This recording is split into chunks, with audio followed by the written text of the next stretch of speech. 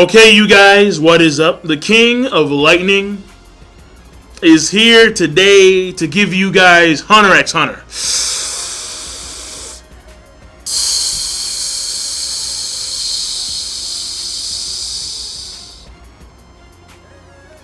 Hunter x Hunter 2011 episode 141 review.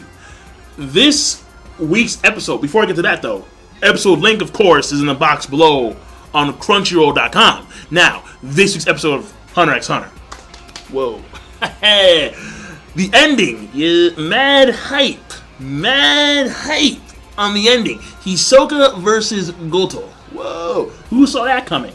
Well, to be fair, I did because I read the manga, but I'm assuming that you guys didn't see it coming. And Hisoka just talking mad shit. Like, yo, it doesn't matter. It doesn't matter what you think. But in this case, that you know my powers. Doesn't matter. Because I'm still killing you. And Goto, like, what? No. See these coins? They're going right through your skull. So, place your bets. Who do you think is going to win this fight?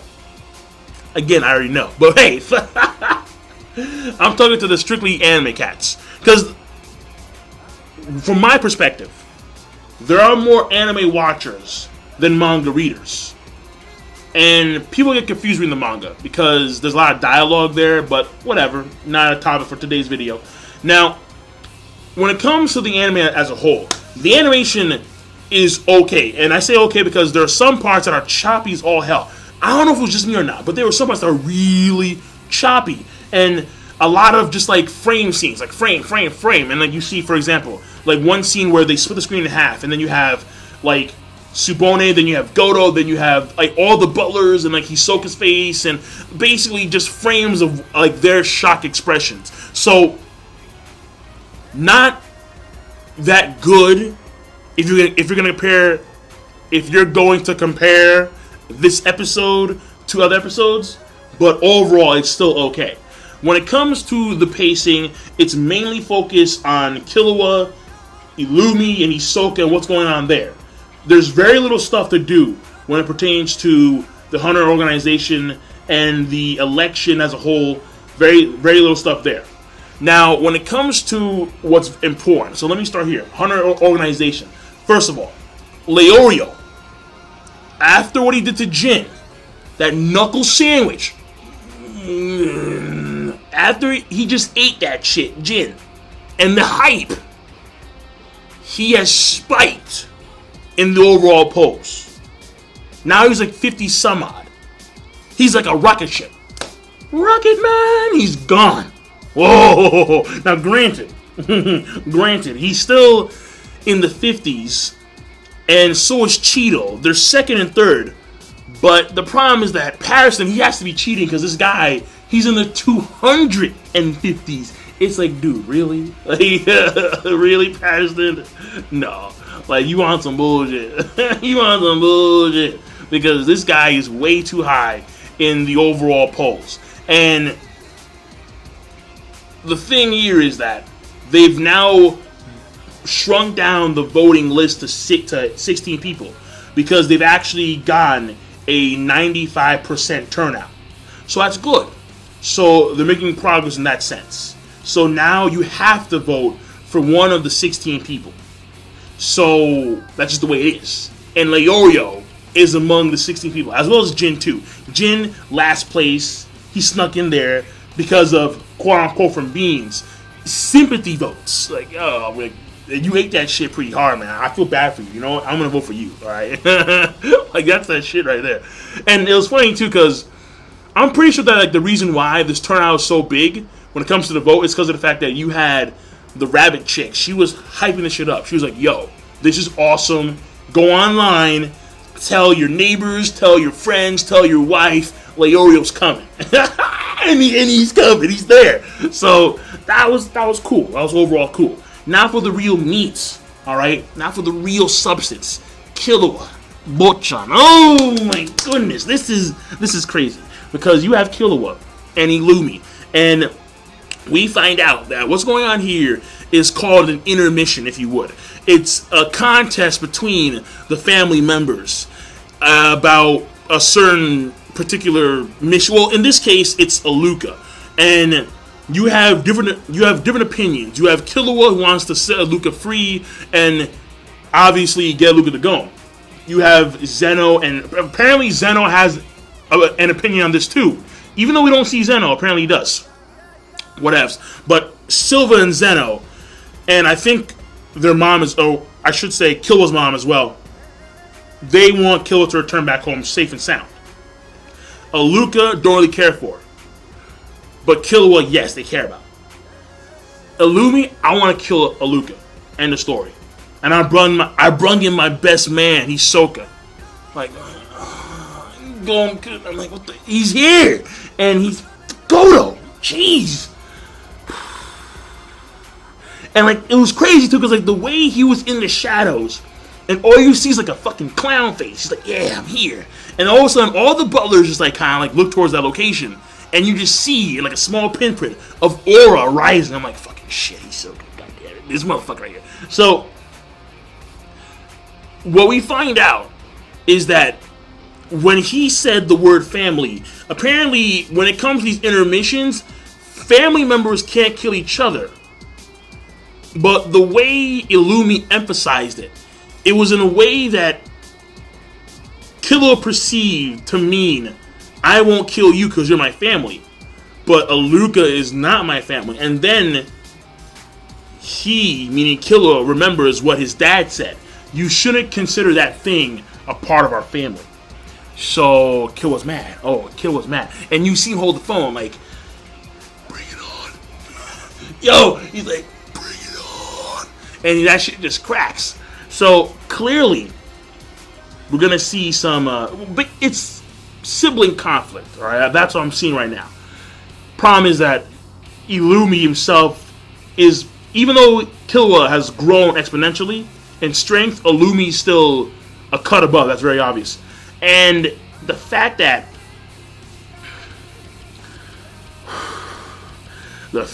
he brung in Hisoka, he came prepared. Like, and you even see when it came to the whole intermission start, like when they kick it off, he already had these people controlled in like cars moving by and trucks moving by. He already had them controlled with his needles.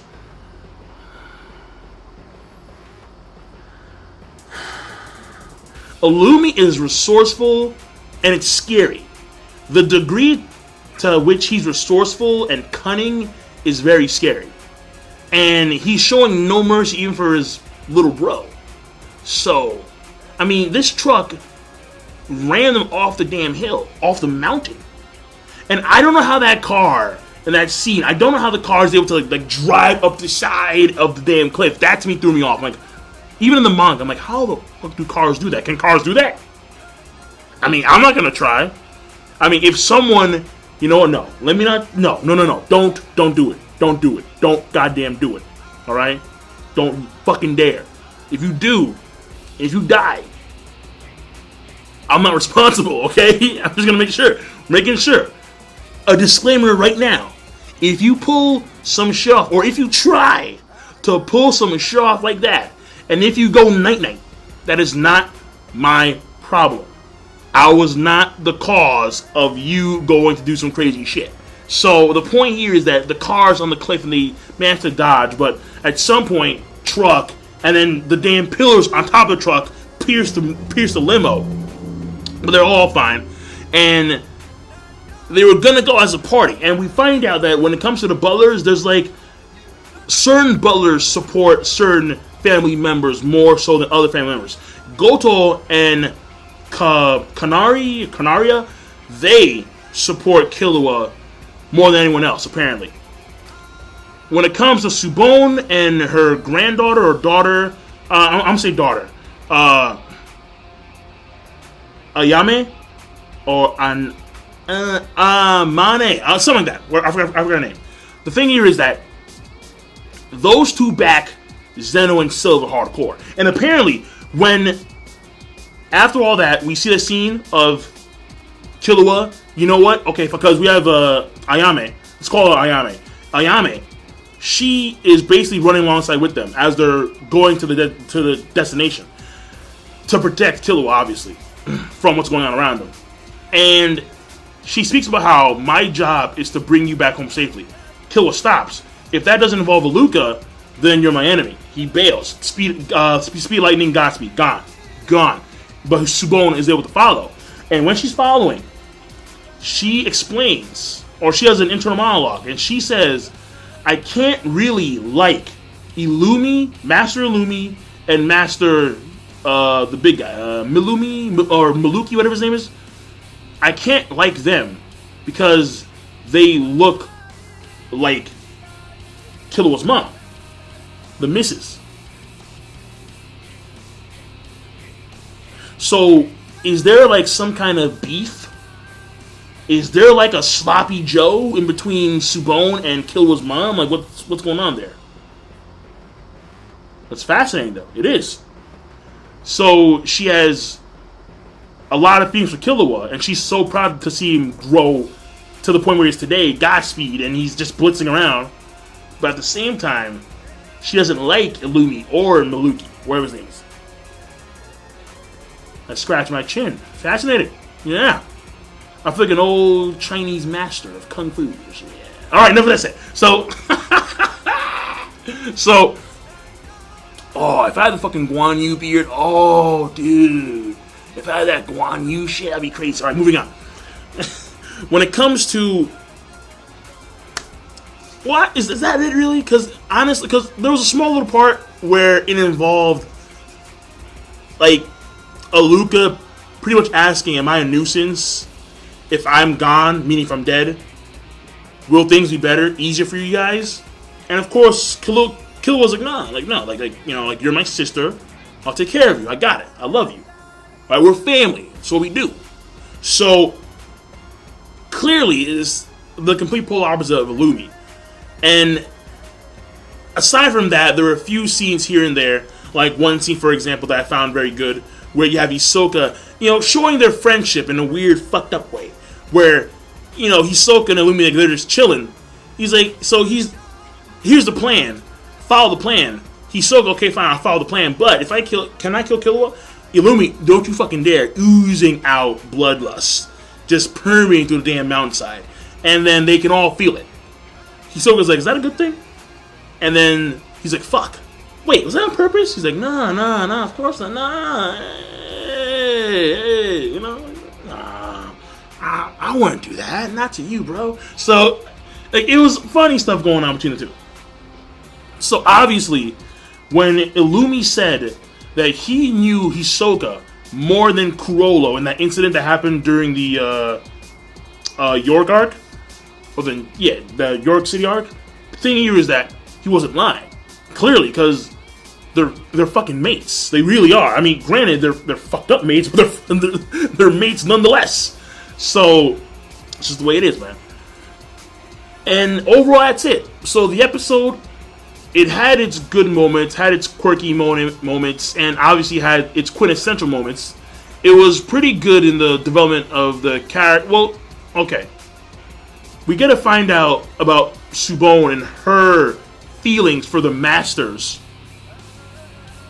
Mainly, she favors Killua, Zeno, and Silva. But Illumi and Miluki, whatever his name is, no. And we don't know about the other one, too. Kalto.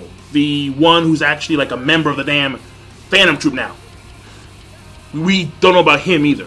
About how Subone feels about him.